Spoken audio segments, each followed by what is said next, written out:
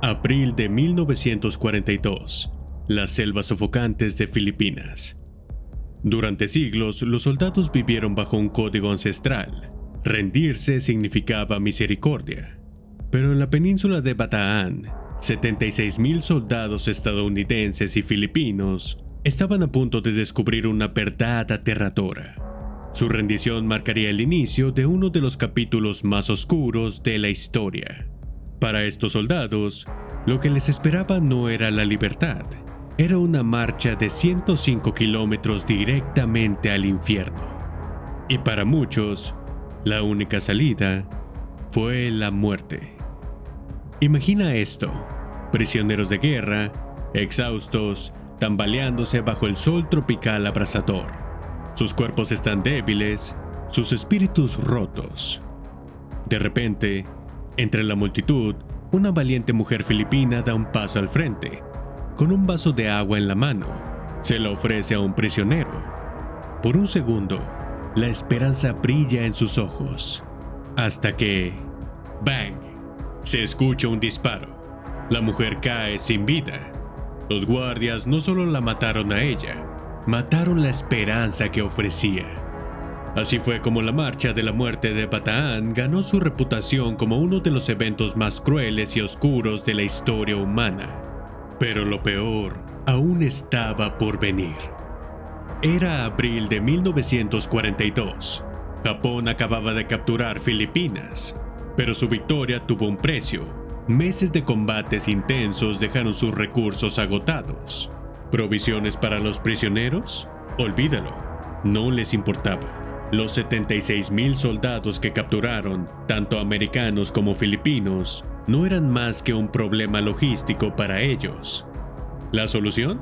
Marchar los 105 kilómetros hasta un campo en medio de la nada. 5 días, sin comida, sin agua. Solo calor implacable y crueldad constante. Ahora, imagina esto. Acabas de sobrevivir a un asedio de meses. Estás desnutrido, deshidratado y enfermo.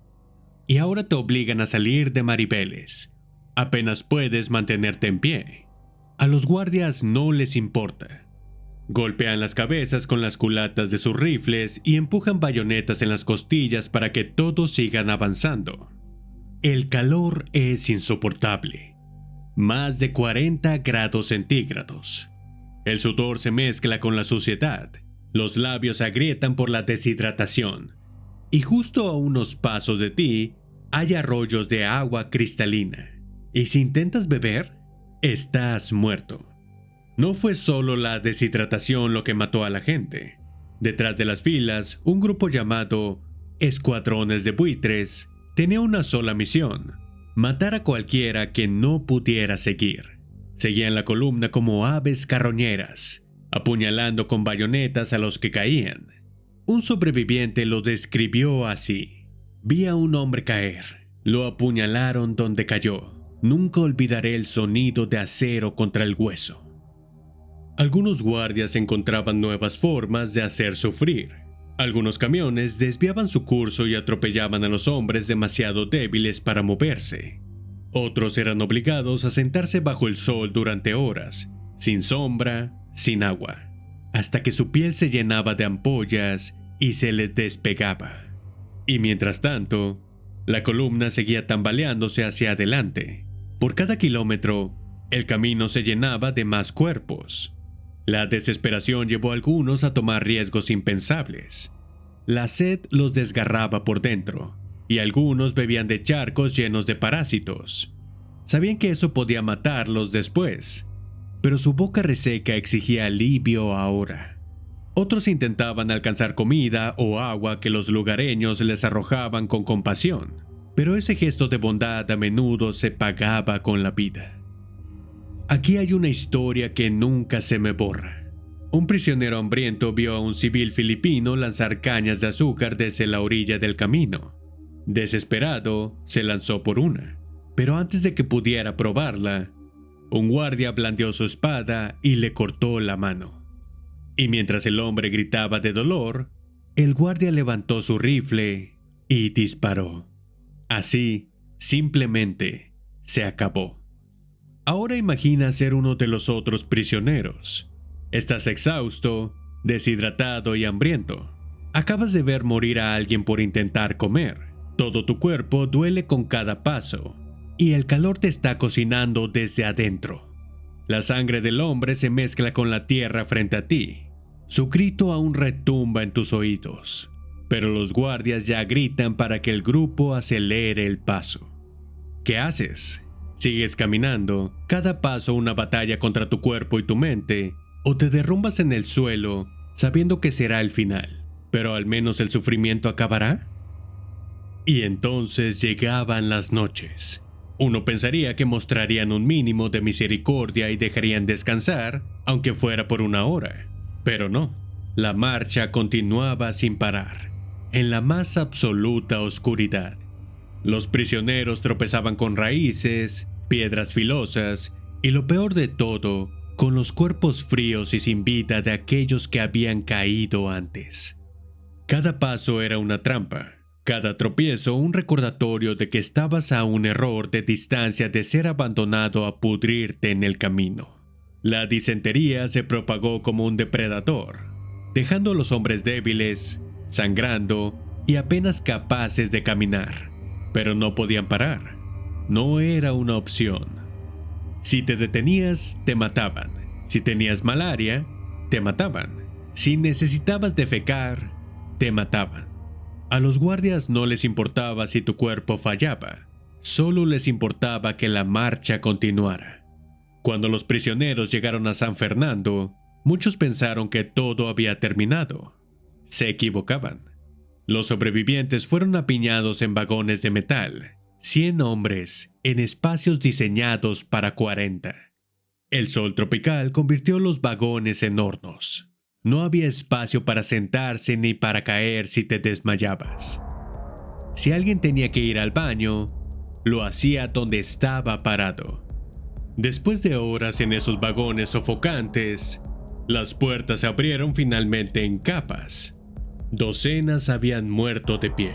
Sus cuerpos cayeron al suelo cuando los obligaron a bajar, y aún quedaba un último tramo.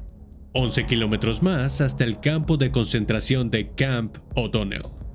Para muchos, esos 11 kilómetros fueron el tramo final que no lograron completar.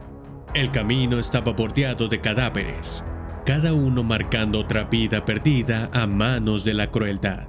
Cuando los sobrevivientes llegaron tambaleándose a Camp O'Donnell, pensarías que la pesadilla había terminado. Pero no, lo que encontraron no fue alivio. Fue un nuevo tipo de infierno. El campo estaba sobrepoblado, lleno de enfermedades y sin recursos.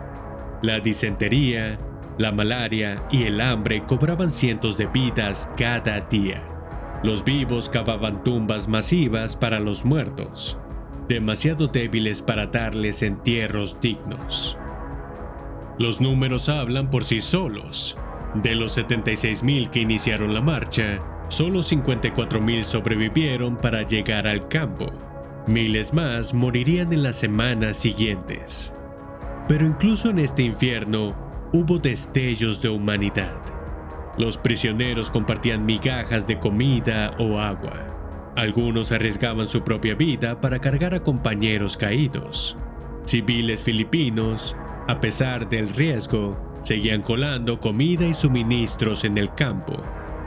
Al escuchar sobre estas atrocidades, es fácil pensar en los soldados japoneses como pura maldad. Pero hay algo que pocos saben. Incluso entre los guardias hubo susurros de disidencia. Algunos soldados jóvenes de bajo rango miraban hacia otro lado cuando los civiles ayudaban. Otros entregaban silenciosamente trozos de comida. ¿Compensa eso las atrocidades? Por supuesto que no. Pero muestra que incluso en la oscuridad más profunda, a veces, una pequeña luz puede brillar. Cuando el mundo supo de la marcha de la muerte de Bataan, estalló la indignación. 4 años después, en 1946, el general Masaharu Homma, el responsable de esta atrocidad, fue juzgado, condenado y ejecutado. Justicia, dirían algunos. Pero para los sobrevivientes, Ningún castigo podía borrar lo que vivieron. El último sobreviviente estadounidense conocido de la marcha, Paul Kirchhoff, falleció en diciembre de 2022 a solo 6 semanas de cumplir 103 años. ¿Te imaginas lo que fue para él llevar esos recuerdos? Momentos tan horribles que parecen sacados de una película de terror, y sin embargo, fueron reales. Lo verdaderamente escalofriante de esta historia no es solo el sufrimiento, son las decisiones. Imagina ver a un hombre caer frente a ti. Quieres ayudarlo, pero sabes que si lo haces, morirás tú también. O ser un civil filipino viendo todo eso, deseando ayudar, pero sabiendo que podría costarte la vida. ¿Qué harías tú? Estas no son solo preguntas históricas, son morales, y no tienen respuestas fáciles. Hoy, hay monumentos tanto en Filipinas como en Estados Unidos que honran el sacrificio y el sufrimiento de los que soportaron la marcha. Cada año, personas vuelven a recorrer esos pasos en memoria de los caídos. Cada vez que escucho esta historia, no puedo evitar preguntarme, si yo hubiera estado ahí, si hubiera sido uno de ellos, ¿cuánto habría resistido? ¿Habría sobrevivido? Es una pregunta que me persigue, pero quizá ese es el punto. Como siempre, si esta historia te conmovió, no olvides darle like y suscribirte para más relatos reales, oscuros y misteriosos como este. Nos vemos la próxima vez en Dark and Strange.